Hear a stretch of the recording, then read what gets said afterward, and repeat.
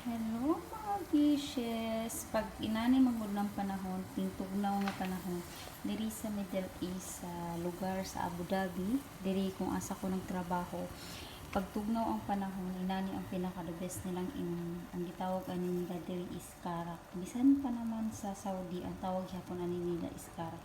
Isang asang lugar sa Middle East, ang tawag ani nila is karak.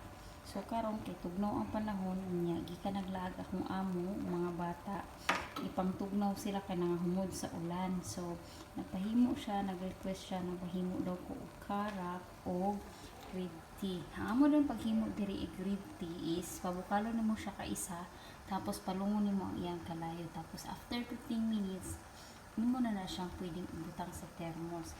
Pero kini siya ang akong paghimo sa karak is kinahanglan gyud siya mag take gyud siya og oras mga 15 to 20 minutes para ang karak is lasa kaayo siya na mag-blend gyud pag-ayo ang gatas ug ang kuan tawag ani Lipton tea.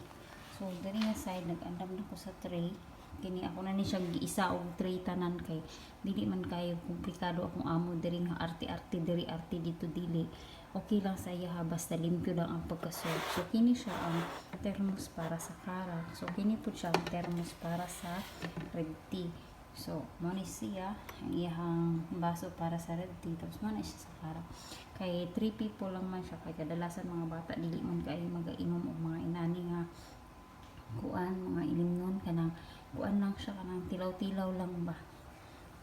So karon nagulat ko mga kuan siguro na siya mga 2 minutes or 5 minutes okay na siya pag mahibawan man gud nimo nga luto na siya is kanang okay na siya pwede na siya ibutang sa thermos pag ang iyahon ka humot kay niya siya humot kayo ang iyahang Lipton tea nga naka-blend sa milk lahi ra gyud ang humot niya kung kuan na siya parang naka blend na siya ba na pwede na siya ibutang sa thermos. Wait lang kung mga 15 minutes at mga 5 minutes.